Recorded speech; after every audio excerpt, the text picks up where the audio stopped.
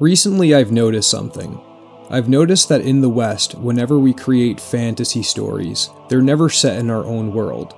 We create entirely new universes, like Tamriel or Westeros, but we never tell a myth that's set on the own ground that we walk on. Why do Western creatives feel allergic to telling mythological and fantastic stories set on their own soil? Why do we as Westerners not feel entitled to mythologize our own past? And you know what? I gotta give it to China here. China absolutely mogs us when it comes to this.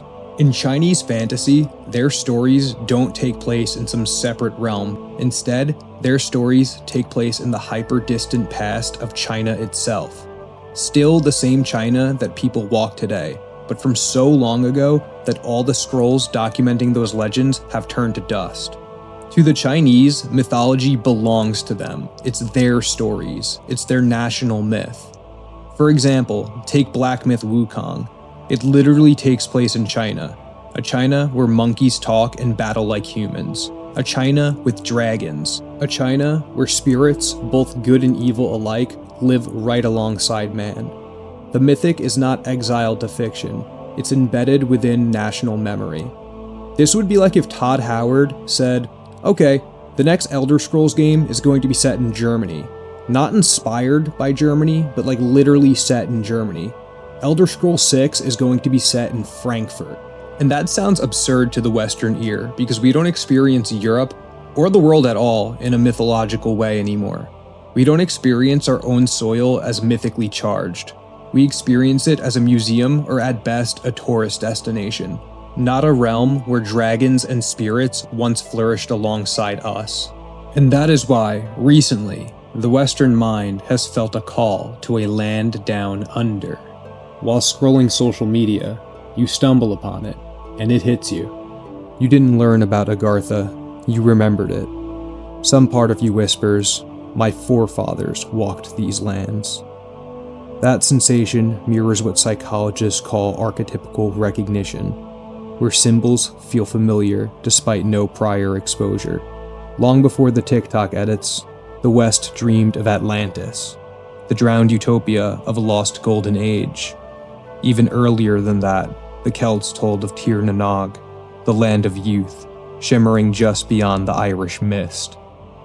Each culture chose a different name, but the instinct was identical, a yearning for the long-lost antediluvian domain of our ancestors. In nearly every case, these lands are described as technologically, spiritually, and morally superior to our present world. Their loss is framed as catastrophic, rather than evolutionarily. These are not separate myths. They are an iteration on one single Western yearning. The feeling that our civilization is a mere broken branch from a once mighty tree, and that somewhere, beneath the waves of Atlantis, and the caves of Agartha, or the winterscape of Hyperborea, our true home beckons to us to return. This pattern is seen in every single Indo-European mythic tradition, where a golden civilization declines into chaos. Agartha is a relatively modern expression of this yearning. It originated from the mind of the 19th century French occultist Louis Jacoliot. It then made its way to the Tula Society, where it was already being distorted into something ideological rather than something symbolic and mythological. Thereafter, it was memetically transmuted by 4chan into TikTok edits and delivered directly to your feed. For quite a long while, there is a sense that the world you inhabited had been walked on by gods, heroes, saints, and monsters alike. The past was not a dead archive. It was a living legacy. You would live, die, and be buried on the same soil that both the gods and your ancestors had shed blood on. Lineage was geographic, mythic, and personal. So what changed that? What was the first domino in the set to fall that caused this demythologization of the West? Well, I would say it's two major shifts. The first one is Christianization. Pagan myth was overwritten as heresy and obsolete to Christian epistemic software. This reframing delegitimatized pre-Christian cosmologies as false, rather than ancestral lineage.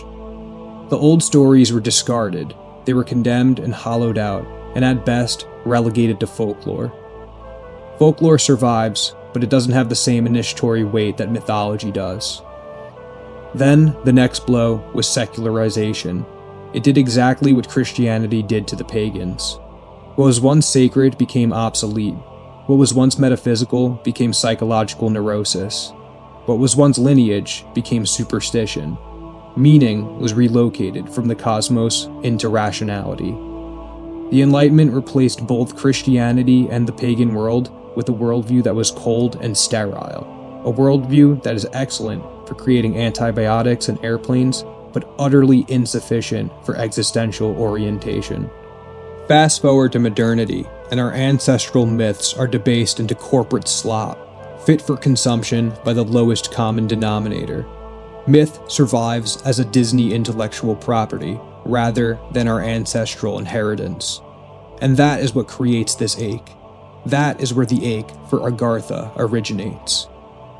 And in that vacuum, the psyche does what it always does. It reaches for something solid to plug the hole with. Symbolic systems re-emerge when older ones collapse, and this is why Agartha is returning.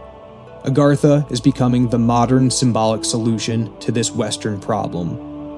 The Westerner wants a mythic past that they belong to, but Christianity in its modern form does nothing for the hunger for conquest and heroism.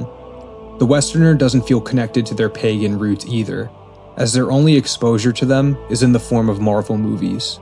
Academic history feels sterile and demythologized, and mainstream fantasy gives them worlds they can only observe as an outsider, not inherit as their own legacy. Each option fails to provide lived mythic continuity. And again, that's where Agartha shows up. A land that we remember belonging to us, even if we were not raised hearing about it. And like I said earlier, there's a pattern here. Atlantis once fulfilled this role. Tir na Nog did it for the Celts. Hyperborea did it for classical Greece. Agartha is just the most recent iteration. To reduce this psychological phenomena to a right-wing dog whistle is absolutely brain dead. It goes way deeper than that. This is not just a fringe meme thing. This is not just a weird internet aesthetic. These myths appeal specifically to modern Western men for a reason. Modern men often feel lacking initiation, lacking ancestral continuity, lacking a sense of belonging to anything older than the Industrial Revolution. There are no rites of passage, there are no mythic frameworks, there is no felt lineage, just a life of bureaucracy and consumption. The modern man could watch Conan the Barbarian and immediately remember these feelings, because these are not beliefs, they are an orientation of the Western male psychology. Your subconscious yearns for the sun-soaked chaos of the Mediterranean, or the umbral forests of Europe's frozen north. It yearns to slay the Cyclops. It yearns to face the Minotaur in the black throat of the labyrinth. It yearns to outwit the sirens before their song unthreads your mind. It yearns to sit in a mead hall under smoke-dark rafters and feel the weight of your clan's chant rattle through your chest. It yearns to walk the iced road to Jotunheim and bargain with giants who know not to bargain. These images encode trial, hierarchy, and meaning through struggle, and a Western man yearns to meet fate like a man who understands what his destiny ought be. So, Agartha, Atlantis, Hyperborea, Tir na Nog, they all become symbolic frameworks for that very specific craving. A yearning for hierarchy that isn't bureaucratic, a yearning for meaning that isn't moralized, a yearning for a world where identity isn't negotiable or manufactured, but carved into history, a yearning for a sense that this is where we come from. These myths offer a non-political narrative of lost greatness. It is psychological, not ideological. That is the root of this phenomena, mythological homelessness. Agartha is currently popular because Western people feel mythologically homeless. Their mythic timeline is severed. In modernity, we are told that Christianity is irrational, and that pagan mythology is nothing more than a Marvel intellectual property. We've been completely sterilized, and our cultural imagination has been relegated to consumer media. I didn't make this video to explain the meme genealogy of Agartha or why the TikTok edits are so popular right now.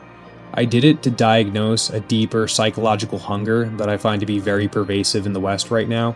Because the whole, oh, it's a far-right dog whistle is just like super surface level.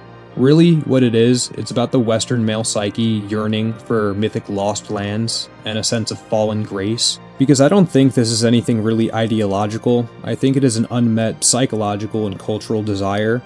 And once you see that, the Agartha edits stop being random, they stop being just a meme, and they become something diagnostic.